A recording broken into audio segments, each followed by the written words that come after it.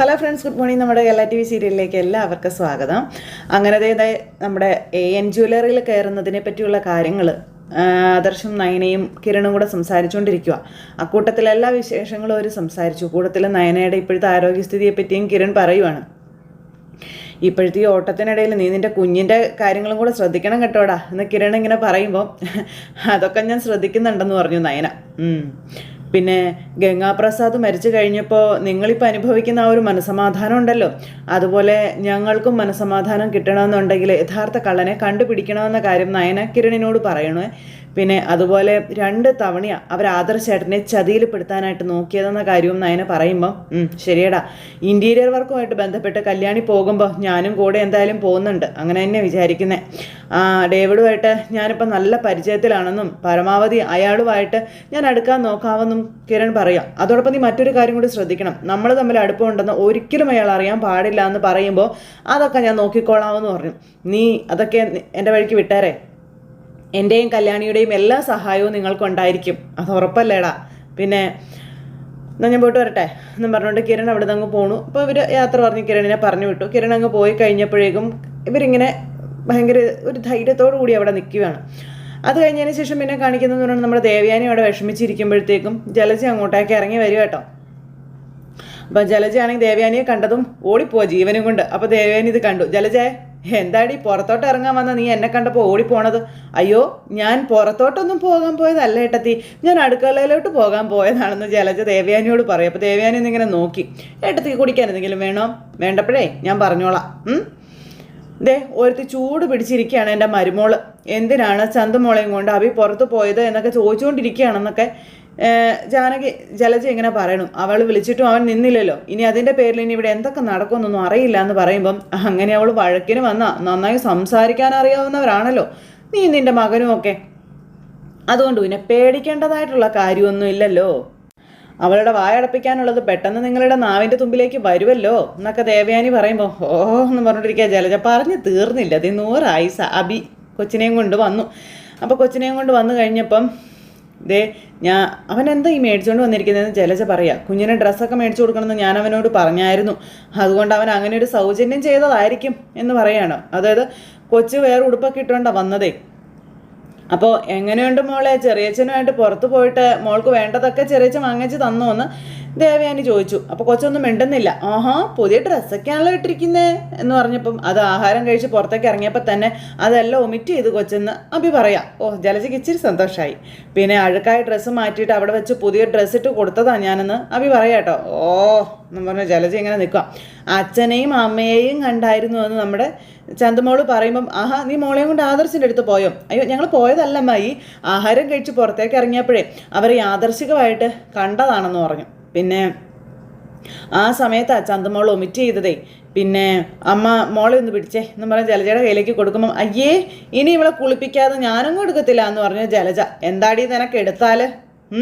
മര്യാദയ്ക്ക് പോയി കുഞ്ഞിനെടുക്കടി ചെല്ലടി എന്ന് പറഞ്ഞ ദേവയാനി ജലജയെ പറഞ്ഞു വിട്ടു.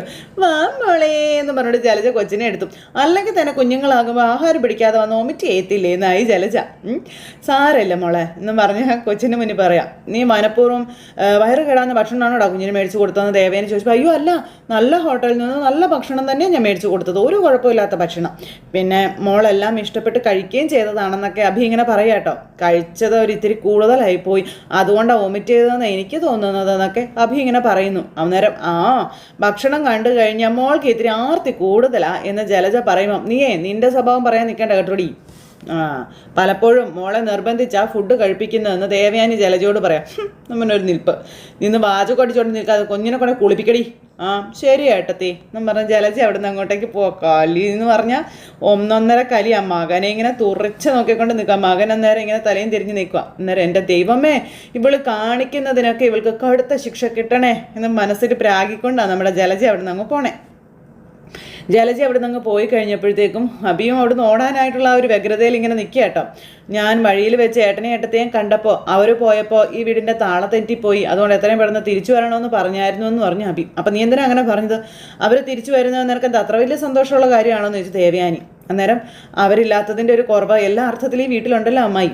അപ്പോൾ ആ കുറവല്ലേ നിൻ്റെ അമ്മയുടെയും സന്തോഷം? മോളിലൊരുത്ത് കാത്തിരിപ്പുണ്ട് ചെല്ല്, ഇനി അവൾക്ക് കൊടുക്കാനുള്ള മറുപടി കൂടി ചെന്ന് കൊടുക്കുക എന്നൊക്കെ പറയുമ്പോൾ ഉഷൂ, അതുകൊണ്ടാണ് ഞാൻ മുകളിലോട്ട് പോകാത്തത്. നബി ഇങ്ങനെ ദേവയാനിയോട് പറയും. ദേവയാനിക്ക് ചിരി വരുന്നുണ്ട്. ഇപ്പം ഞാൻ അങ്ങോട്ട് ചെന്ന് കഴിഞ്ഞാൽ ചിലപ്പോൾ അവളെന്നെ വലിച്ച് കീറിയെന്ന് വരും. അതുകൊണ്ട് എനിക്ക് പേടിയാണ്. അതുകൊണ്ട് ഒന്നുകൂടി അവളൊന്ന് ശാന്തമായിട്ട് ഞാൻ പോയിക്കോളാം അമ്മായി എന്നൊക്കെ അബി പറഞ്ഞപ്പം, അങ്ങനെ നീ ഒളിച്ചോടാനൊന്നും നിൽക്കണ്ട, അതിൻ്റെ ആവശ്യമൊന്നുമില്ല, ചെല്ലടാ, നീ അവളുടെ അടുത്തോട്ട് തന്നെ ചെല്ലടാന്ന് പറഞ്ഞു. എന്നാലും ഞാൻ എന്തു പറയാം അമ്മായി അവളോട്? ചന്തുമോളെയും കൊണ്ട് പോയപ്പോൾ അവൾ പിന്നാലെ വന്ന് വിളിച്ചത് അമ്മായിയും കണ്ടതല്ലേ? ദേവയാനിക്ക് പുച്ഛം അതൊക്കെ കേട്ടിട്ട്. ആ നേരത്തെ നീ എന്തുകൊണ്ടാണ് അവളുടെ വിളി കേൾക്കാതെ പോയത് എന്ന് അവൾ ചോദിച്ചാൽ അതിനുള്ള ഉത്തരം നീ കൃത്യമായി കൊടുത്തിരിക്കണമെന്ന് പറഞ്ഞു. ഇങ്ങനെ പോയാൽ അവൾ എത്രയും പെട്ടെന്ന് സത്യമൊക്കെ അറിയുമെന്ന് എനിക്ക് തോന്നുന്നത്. അപ്പം അറിയട്ടെടാ, അറിയട്ടെ. അയ്യോ അമ്മായി എന്നും പറഞ്ഞിങ്ങനെ നിൽക്കുക കേട്ടോ. അതുകൊണ്ട് എനിക്കോ എൻ്റെ മകനോ എൻ്റെ മരുമകൾക്കോ ഒരു നഷ്ടവും സംഭവിക്കാനില്ല. ആദർശിൻ്റെ പിന്നാലെ പോകുന്ന നയനയെ നവ്യ ഏതു നേരം കുറ്റപ്പെടുത്തിക്കൊണ്ടിരിക്കാം. എൻ്റെ മോനെ ഏറ്റവും മോശമായ രീതിയിലാണ് അവളിപ്പോൾ ചിത്രീകരിച്ചുകൊണ്ടിരിക്കുന്നത്. അതൊക്കെ കണ്ടും കേട്ടും സഹിച്ചുവാ ഈ വീട്ടിലുള്ളവർ ജീവിക്കുന്നത് തന്നെ. പിന്നെ നിന്നോടും നിൻ്റെ അമ്മയോടും ഒക്കെ ഞങ്ങൾ സിമ്പതി കാണിക്കേണ്ട കാര്യം എന്താണെന്ന് ചോദിച്ചു. അതിൻ്റെ ആവശ്യമില്ല എന്നും പറഞ്ഞു. ഒറ്റ നിമിഷം കൊണ്ട് വേണമെങ്കിൽ എല്ലാം അവസാനിപ്പിക്കാം. പക്ഷേ നിൻ്റെ സ്വഭാവം അല്ല ഞങ്ങളുടേതൊക്കെ. അതുകൊണ്ടാണ് ഞങ്ങളായിട്ട് സത്യങ്ങളൊന്നും നവ്യയോട് പറയണ്ട എന്ന് തീരുമാനിച്ചത്. മനസ്സിലായോ? പക്ഷേ നീ നിൻ്റെ അമ്മയും ഇതുപോലെ കിടന്ന് ശ്വാസം മുട്ടുമ്പോൾ അവൾ ന്യായമായും എന്തായാലും സംശയിക്കും, അത് ഉറപ്പാ. അങ്ങനെ അവൾ സ്വയം കണ്ടെത്തട്ടെ നിൻ്റെ മകളാണ് ചന്തുമോളെന്നുള്ള സത്യം. എന്ന് പറഞ്ഞ് നിൽക്കുക അബി. ചെല്ലടാ ചെല്ല്, അവളുടെ മുന്നിലേക്ക് തന്നെ നീ ചെല്ലടാ എന്നും പറഞ്ഞുകൊണ്ടിങ്ങനെ ദേവയാനി അബിയെ ഉന്തിത്തള്ളി നവ്യയുടെ അടുത്തേക്ക് പറഞ്ഞു വിടുക. പേടിച്ചരണ്ട് അങ്ങ് ചെല്ലുക. എൻ്റെ ദൈവമേ തകർച്ചയെന്ന് പറഞ്ഞു കേട്ടിട്ടേ ഉള്ളൂ, പക്ഷെ ഇപ്പം ഞാനത് കണ്ടുകൊണ്ടിരിക്കുക എന്നും പറഞ്ഞുകൊണ്ട് ഇങ്ങനെ അബി നേരെ മുറിയിലേക്ക് ചെല്ലുന്നു. നബിക്ക് ഭയങ്കര സങ്കടം. സ്വന്തം കുഞ്ഞിനെ നോക്കി ഇങ്ങനെ ഇരിക്കുക കേട്ടോ. ഇത് കണ്ടുകൊണ്ട് അവൻ കയറി വരുന്ന ദൈവമേ പേടിച്ച് വിറച്ച് ഇങ്ങനെ കയറി വന്ന് ഇങ്ങനെ വാതുപ്പടിയിൽ നിൽക്കുക. അപ്പം നമ്മുടെ നവ്യ തിരിഞ്ഞു നോക്കി ഈ മുതലിനെ കണ്ടു. നവ്യയുടെ നോട്ടത്തിൽ തന്നെ ഇങ്ങനെ ഉരുക്കി തീർന്നു പോകാമെന്ന് പറയില്ലേ, ആ ഒരു അവസ്ഥയിൽ അബി ഇങ്ങനെ നിൽക്കുന്നത്. നവ്യ അങ്ങ് ചെന്നില്ലേ നവിയുടെ മുന്നിലേക്ക്. പേടിച്ചരണ്ട് ഇങ്ങനെ നിൽക്കുക അബി. നീ ഒരുത്തിയായിട്ട് പുറത്തേക്ക് പോയപ്പോഴോ ഞാൻ വിളിച്ചത് നീ നിറ കേട്ടില്ലേന്ന് ചോദിച്ചു. ഇല്ല ഞാൻ കേട്ടില്ല. ഇത് ഭർത്താവെന്ന് മറന്ന് നിന്റെ കരണടിച്ചാൻ പൊളിച്ചേനേന്ന് നവ്യ പറയണം. നീ കേട്ടിട്ടും കേൾക്കാത്തതുപോലെ അവളെയും കൊണ്ട് പോവല്ലായിരുന്നോടാ? എന്തിനാണ് അങ്ങനെയൊക്കെ ചെയ്യുന്നേ? നിനക്ക് എന്താ പറ്റിയേ? അങ്ങനെ ചെയ്യാനും മാത്രം അവൾ നിൻ്റെ ആരാണെന്ന് നവ്യ അഭിയോട് ചോദിച്ചു. നിൻ്റെ മൂത്ത അമ്മായി പറയുന്നുണ്ട് നിനക്കും ആ കുഞ്ഞിനും നല്ല സാമ്യമുണ്ടെന്ന്. അതിലെന്തെങ്കിലും സത്യം ഉണ്ടോടാ എന്ന് നവ്യ അഭിയോട് ചോദിച്ചപ്പോൾ വായും തുറന്നിങ്ങനെ നിൽക്കുക. അയ്യോ അയ്യോ എന്നും പറഞ്ഞ് അന്നേരത്തേക്കും നവ്യ ചോദിച്ചത് കേട്ടില്ലേടാന്ന് ചോദിച്ചു. അല്ല നീ എന്തൊക്കെയാണ് നവ്യ പറയുന്നത്? അല്ലെങ്കിൽ പിന്നെ നീയും നിൻ്റെ അമ്മയൊക്കെ ഈ ചന്തുവിനോട് ഇങ്ങനെ സ്നേഹം കാണിക്കേണ്ട കാര്യം എന്താടാന്ന് ചോദിച്ചു. കാണാൻ പാടില്ലാത്ത കാഴ്ചകളൊക്കെ ഒരുപാട് ഞാൻ കാണുന്നുണ്ട്, അതുകൊണ്ട് അതിനോട് ചോദിച്ചതെന്നും നവ്യ പറയുവാണേ. എന്താടാ നീ ഒന്നും പറയാത്തേ? അപ്പം എൻ്റെ ഇപ്പോഴത്തെ അവസ്ഥ എന്താണെന്ന് നിനക്കറിയാവല്ലോ നവ്യെ. നിൻ്റെ അവസ്ഥയ്ക്ക് പരിഹാരം കണ്ടോളാമെന്ന് ഞാൻ പറഞ്ഞല്ലോ. പിന്നെന്താ, AN ജ്വല്ലറിയിൽ നിനക്കൊരു ജോലി വാങ്ങിച്ച് തരാനൊക്കെ എന്നെ കൊണ്ട് പറ്റും. ഇപ്പം എനിക്കതിനുള്ള സ്വാധീനവും ഉണ്ട്. അപ്പോൾ നമ്മുടെ എതിരാളികളാണ് അവർ. അതിനിപ്പോൾ എന്താ? അങ്ങനെ നമ്മുടെ എതിരാളികളുടെ അടുത്താ നീ ജോലി ചെയ്യേണ്ടത്. മനസ്സിലായോ എന്ന് ചോദിച്ചു. പിന്നെ നിന്നെ മൂർത്തീസ് ജ്വല്ലറിയിൽ നിന്ന് പുറത്താക്കിയതല്ലേ? അങ്ങനെ പുറത്തായി നിനക്ക് സ്വന്തമായിട്ട് എന്തെങ്കിലും പണി വേണ്ടേ? നിനക്കും ജീവിക്കണ്ടേ? അനന്തപുരി ട്രസ്റ്റിൽ അംഗമാണെന്ന് കരുതിയിട്ടേ എന്നും അവരുടെ ചെലവിൽ അങ്ങ് ജീവിക്കാമെന്നാണോ നീ കരുതി വെച്ചിരിക്കുന്നതെന്ന് ചോദിക്കാം. നമുക്ക് സ്വന്തമായിട്ടൊരു വളർച്ചയൊക്കെ വേണ്ടേ? അല്ല നീ എന്താ പറയുന്നതെന്ന് വെച്ചാൽ അതുപോലെ ഞാൻ ചെയ്തോളാം നവ്യേ. അതൊക്കെ നീ വിട്ടുകളാ. നല്ലൊരു ഭാവി നിൻ്റെ മുന്നിലുള്ളപ്പോൾ നീ എന്തിനാ എന്നെയും എൻ്റെ കുഞ്ഞിനെയും കുറിച്ച് ചിന്തിക്കാതെ വഴിതെറ്റി വന്ന് ഒരുത്തിയായിട്ട് പുറത്തേക്ക് പോയതെന്ന് നവ്യ ചോദിച്ചു. അത് പിന്നെ ആദർശം നയനൊന്നും ഇവിടെ ഇല്ല. ആ കുഞ്ഞിനെ കണ്ടപ്പോൾ എനിക്കൊരു സഹതാപം തോന്നിയതാ നവ്യെ. പിന്നെ കുഞ്ഞുങ്ങളോടൊക്കെ എനിക്ക് വലിയ ഇഷ്ടമാണെന്ന് പറയുമ്പോൾ ആണല്ലോ, ദേ ഇരിക്കുന്നു സ്വന്തം കുഞ്ഞ്. ഞങ്ങൾ രണ്ടുപേരും റെഡിയാ, മോനെ എടുക്കാൻ പറഞ്ഞു നവ്യ. എന്നും പറഞ്ഞുകൊണ്ട് ഇങ്ങനെ ഇരിക്കുക. കുഞ്ഞാണ് ഇവരെ നോക്കി ചിരിച്ചുകൊണ്ട് ഇങ്ങനെ ഇരിക്കുക കേട്ടോ. അപ്പോൾ ദേ ഓടിച്ചെന്ന് അബി കൊച്ചിനെ എടുത്തു. എന്തായാലും പറഞ്ഞതല്ലേ, ഇനിയിപ്പോൾ ചെയ്തില്ലെങ്കിൽ അടുത്ത പണി വന്നാലോ എന്ന് ഓർത്ത് കുഞ്ഞിനെ എടുത്ത് അബിബാ പറഞ്ഞിക്കാം, ഇനി നമുക്ക് പോകാം, നമുക്ക് പുറത്തേക്ക് ഒന്ന് ചുറ്റിയിട്ട് വരാമെന്ന് പറഞ്ഞു. ഞാനിപ്പോൾ ഇങ്ങ് വന്നല്ലേ ഉള്ളൂ നവ്യ. അപ്പോൾ അതിനെന്താടാ കുഴപ്പം? ഇനി ഒന്നുകൂടെ പുറത്തേക്ക് പോകാൻ പാടില്ലെന്നുണ്ടോ? എൻ്റെ മോനെ ഈ നാട് കണ്ട് വളരണമെന്ന് എനിക്ക് ആഗ്രഹമുണ്ട്. അതുപോലെ തന്നെ എനിക്കും ചില ആഗ്രഹങ്ങളൊക്കെ ഉണ്ടെന്ന് നവ്യ അഭിയോട് പറയാം എന്നും പറഞ്ഞ് നിൽക്കും അഭി. നിൻ്റെ കയ്യിൽ പൈസ ഇല്ലയെന്നൊക്കെ എനിക്കറിയാം, എന്നാലും ഞങ്ങൾക്കൊപ്പം ഒന്ന് വന്നൂടെ എന്നൊക്കെ നവ്യ ചോദിക്കാം. അപ്പോൾ ശരി ഞാൻ വരാം, നമുക്ക് പോകാം ഒരുത്തനെ സ്വന്തം കുഞ്ഞിനെ നോക്കാൻ വയ്യാത്തത് കൊണ്ട് വീട് വിട്ടു പോയി. എന്നിട്ട് അതിന് ഓരോരോ കാരണങ്ങളും പറഞ്ഞുകൊണ്ട് നടക്കുക. ഇപ്പോൾ അവൻ ചെയ്യേണ്ടതൊക്കെ വേറൊരുത്തൻ ചെയ്യുക. അതൊരു പെണ്ണും സഹിക്കുന്ന കാര്യമൊന്നും അല്ല എന്നൊക്കെ നവ്യ നിന്ന് പറഞ്ഞിട്ട് നീ നടക്ക എന്നും പറഞ്ഞുകൊണ്ട് അഭിയെ തേര് തെളിയിച്ച് കൊണ്ടുപോകുക കേട്ടോ. അങ്ങനതെ ഇവർ രണ്ടുപേരും കൂടെ ഇറങ്ങി വരുമ്പോൾ നമ്മുടെ ദേവയാനി അവിടെ ഇരിപ്പുണ്ടേ. ഇപ്പം ദേവയാനി അവിടെ ഇരിക്കുമ്പോഴേക്കും ഇവരിറങ്ങി വരുന്നത് കണ്ടു. ദേവയാനി ഇങ്ങനെ നോക്കുക. അപ്പോഴത്തേക്കും കുഞ്ഞാണേ ഭയങ്കര കരച്ചിൽ കരയുമ്പം എടാ എങ്ങോട്ട് പോവാടാ എന്ന് ദേവയാനി ചോദിച്ചു. നവ്യയ്ക്കൊന്ന് കുഞ്ഞുമായിട്ട് പുറത്തേക്ക് പോകണമെന്ന് പറഞ്ഞു. അപ്പം നവ്യ ഇങ്ങനെ നിൽക്കുക, എന്തോ എന്നാലും വരട്ടെ എന്നുള്ളൊരിതിലെ. അതൊക്കെ നല്ല കാര്യമാണ്. ഇങ്ങനെ സ്വന്തം കുഞ്ഞുമായിട്ട് പുറത്ത് പോകുമ്പോൾ ചന്തുമോളെ കൂടി പുറത്ത് കൊണ്ടുപോകാൻ നീ മറക്കരുത് കേട്ടോ എന്ന് ദേവയാനി അഭിയോട് പറഞ്ഞു. ചന്തുമോളെ എന്തിനാ അമ്മ ഇവൻ പുറത്ത് കൊണ്ടുപോകുന്നതെന്ന് നവ്യ അന്നേരം ചോദിച്ചു. അവളെ ശരിക്കും പുറത്ത് കൊണ്ടുപോകേണ്ടതും കൂടെ താമസിപ്പിക്കേണ്ടതൊക്കെ ആദർശേട്ടനല്ലേ എന്ന് ചോദിക്കുമ്പം അങ്ങനെ എനിക്ക് തോന്നിയിട്ടില്ല എന്ന് പറഞ്ഞു ദേവയാനി. അതെന്താ തോന്നാത്തതൊന്നും നവ്യ. അയ്യോ അഭിക്കാണ് കൈയും കാലും വരയ്ക്കാൻ തുടങ്ങി. അവളെന്താ അഭിയുടെ മോളാണോ എന്ന് ചോദിച്ചു നവ്യ. അതുകൊണ്ടാണോ ഇവനോട് പുറത്ത് കൊണ്ടുപോകാനും നോക്കാനൊക്കെ പറയുന്നത്? അയ്യോ എന്നും പറഞ്ഞുകൊണ്ട് അഭി നിൽക്കുന്നത്. ദേവയാനി അന്നേരം അഭിയെ തന്നെ ഇങ്ങനെ നോക്കുക കേട്ടോ. ദേവയാനി അഭിയെ തന്നെ നോക്കി ഇങ്ങനെ നിൽക്കുമ്പം അതെ അമ്മായിയോട് വെറുതെ തർക്കിക്കാൻ നിൽക്കണ്ട, പുറത്തേക്ക് പോകാൻ ഇറങ്ങിയതല്ലേ, നീ വാ നമുക്ക് പോകാൻ നോക്കാമെന്ന് പറഞ്ഞു. അപ്പോൾ നവ്യയ്ക്ക് ഒരു സംശയം. നവ്യ ഇങ്ങനെ ഇവർ രണ്ടുപേരും മാറി നോക്കുക. അപ്പോൾ പോകണമെന്ന് നിനക്ക് നിർബന്ധമാണെന്ന് ചോദിച്ചു ദേവയാനി. അപ്പോൾ ഇവന് നിർബന്ധമൊന്നുമില്ല, പക്ഷേ എനിക്ക് നിർബന്ധമാണെന്ന് നവ്യ പറഞ്ഞു. എന്താ ഞങ്ങൾക്ക് പുറത്തൊന്നും പോകണ്ടേ, എൻ്റെ കുഞ്ഞിന് പുറലോകമൊന്നും കാണണ്ടേ എന്ന് ചോദിക്കുമ്പം ഭാര്യയുടെയും കുഞ്ഞിൻ്റെയും ആഗ്രഹമൊക്കെ സാധിച്ചു കൊടുക്കേണ്ടത് തന്നെയാണ്. പിന്നെ അതിൻ്റെ ഇടയ്ക്ക് സ്വന്തം കടമകളും മറന്നു പോകരുതെന്നേ ഞാൻ പറഞ്ഞുള്ളൂ എന്ന് ദേവയാനി പറയുമ്പോൾ നവ്യ അന്തം വിട്ടിങ്ങനെ നോക്കുക. ഇവന് ജോലിയും കൂലിയും ഒന്നും ഇല്ല, അതുകൊണ്ടാണ് ഇവനോടും ഇവൻ്റെ അമ്മയോടും എല്ലാവരും അധികാരം കാണിക്കുന്നതെന്ന് എനിക്കറിയാമെന്ന് നവ്യ പറയുക. അതെ അധിക നാളൊന്നും തുടരില്ല അമ്മായി. അപ്പം നിന്നോട് തർക്കിക്കാൻ ഞാനില്ല നവ്യേ, എനിക്കതിൻ്റെ ആവശ്യവും ഇല്ല. പിന്നെ ഈ വീട്ടിൽ ബുദ്ധി ഉറയ്ക്കാത്തൊരു പെൺകുട്ടി ഉണ്ടെങ്കിൽ അത് നീ മാത്രമാണെന്ന് ദേവയാനി നവ്യയോട് പറയുക കേട്ടോ. പിന്നെ നിനക്ക് കുറച്ചെങ്കിലും ബുദ്ധി ഉണ്ടായിരുന്നെങ്കിലേ തിരിച്ചറിയേണ്ട കാര്യങ്ങൾ നീ തിരിച്ചറിഞ്ഞേനേ എന്നും ദേവയാനി പറയണം. ആൾക്കാരെ നീ കുറച്ചെങ്കിലും മനസ്സിലാക്കിയേനെന്നും. അപ്പം നവ്യക്കാണെങ്കിൽ പണി കൊടുത്തത് 1.5 പണിയായിപ്പോയി ദേവയാനി. പ്രത്യേകിച്ചും എൻ്റെ മകനെയും നിൻ്റെ അനിയത്തിയെയും. എൻ്റെ അനിയത്തിയെ എനിക്കറിയാം, അമ്മായിയുടെ മോൻ്റെ എല്ലാ തോന്നിവാസങ്ങൾക്കും കൂട്ടു നിൽക്കുന്ന ഒരുത്തിയാണ് അവളെന്ന് നവ്യ വീണ്ടും ഇങ്ങനെ വന്ന പുതിയ പോലെ നിന്ന് സംസാരിക്കുന്നു. അതിൽ മാത്രമേ എനിക്ക് അവളോട് ദേഷ്യം ഉള്ളൂ താനും. ശരിക്കും പറഞ്ഞു കഴിഞ്ഞാലേ അമ്മായിയും അമ്മായിയുടെ മോനും ഒക്കെ അവളുടെ പാദത്തിൽ പൂവിട്ട് പൂജിക്കണമെന്നൊക്കെ പറഞ്ഞ് ഇങ്ങനെ നിന്ന് സംസാരിക്കാം. അവളെപ്പോലെ ഒരു പെൺകുട്ടി അല്ലായിരുന്നെങ്കിലേ ഈ വീടിനകത്ത് ഇപ്പം എന്നും അടിയും വഴക്കും ഒക്കെ സംഭവിച്ചേനേന്നും പറഞ്ഞു. ഇവിടെയുള്ളവരെ കോടതി കയറി ഇറങ്ങേണ്ടതായിട്ടും വന്നേനെ. പിന്നെ അമ്മായിയുടെ മോൻ ചിലപ്പോൾ ജയിലിലും കിടന്നേനെന്നും പറഞ്ഞു. ദേവയാനിക്ക് ചിരിയാ വരുന്നത് ഇതൊക്കെ കേട്ടിട്ട്. വലിയ എന്തോ ആനക്കാര്യം പറഞ്ഞു ചെയ്തു എന്നുള്ളൊരിതിൽ നവ്യ അവിടെ നിന്ന് അങ്ങോട്ടേക്ക് ഇറങ്ങി പോവാ എത്രയും പറഞ്ഞിട്ട്. അന്നേരം എൻ്റെ പൊന്നമ്മായി ഒന്നും പറഞ്ഞേക്കല്ലേ എന്നും പറഞ്ഞുകൊണ്ട് അഭി വന്ന് അമ്മായിയുടെ ചെവിയിൽ പറഞ്ഞിട്ട് അങ്ങ് പോവാട്ടോ. ദേവയാനി അന്നേരം കഷ്ടം എന്നുള്ള രീതിയിൽ ഇങ്ങനെ നിൽക്കുക. ഇത് കഴിഞ്ഞ് പിന്നെ നമ്മുടെ ആദർശ വേഷപ്പകർച്ചയിലേക്ക് എത്തിയിരിക്കുന്നു. അതും ഒരു സിംഗിൻ്റെ വേഷം. അങ്ങനെ തൊപ്പിയൊക്കെ വെച്ച് ജുബ്ബയൊക്കെ ഇട്ട് താടിയൊക്കെ വെച്ച് സെറ്റായി.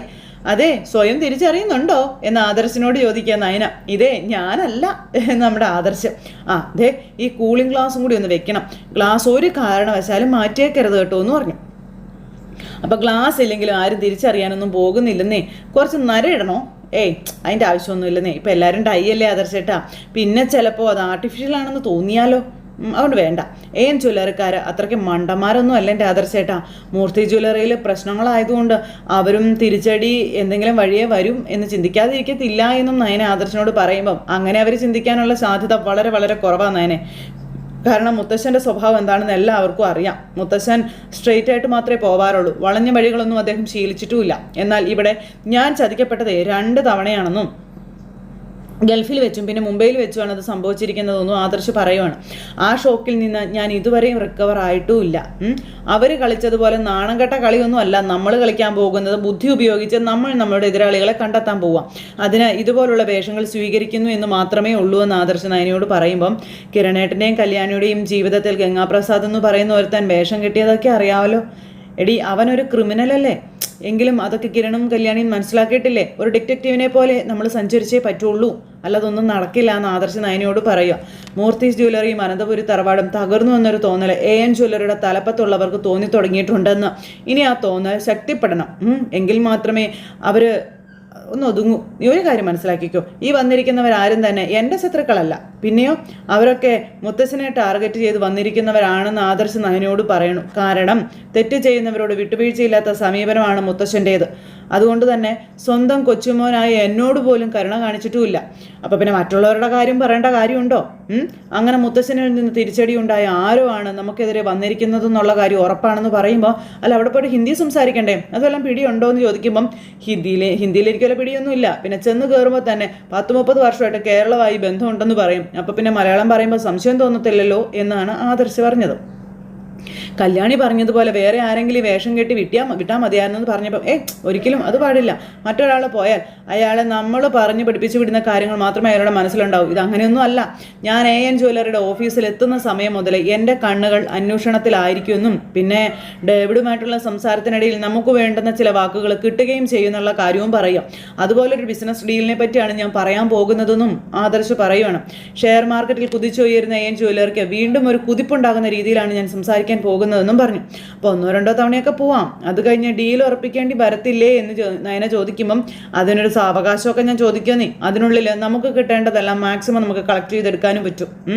പിന്നെ എന്നാൽ ഞാനൊന്ന് അങ്ങ് പോയിട്ട് വരട്ടെ പറഞ്ഞ് ആദർശ് പോകാൻ ഇറങ്ങുമ്പം അതേ ആദർശേട്ടാ സൂക്ഷിക്കണേന്ന് പറഞ്ഞു. പിന്നെ നന്ദുവിനോട് പറയുകയാണെങ്കിൽ അവളൊരു മീശയും താടിയൊക്കെ വെച്ചോണ്ട് അവളും ഇറങ്ങിയാനെ, മുടിയില്ലാത്തത് കൊണ്ട് ആണാവാൻ അവൾക്കൊരു താമസമൊന്നും വേണ്ടല്ലോ എന്നൊക്കെ ഇങ്ങനെ നമ്മുടെ നയന പറഞ്ഞു. അങ്ങനെ ഒരു സാഹചര്യം വരികയാണെങ്കിൽ അപ്പം നമുക്കതിനെപ്പറ്റി നോക്കാം. എന്തായാലും അവളിപ്പോൾ എന്നെ സഹായിക്കുന്നുണ്ടെന്ന് പറഞ്ഞു ആദർശേട്ടൻ MD സ്ഥാനം രാജിവെച്ചതും വീട് വിട്ട് ഇറങ്ങിയതും ഒക്കെ അവൾക്കും വലിയ ഷോക്കായി പോയ കാര്യം ആദർശേട്ടാ.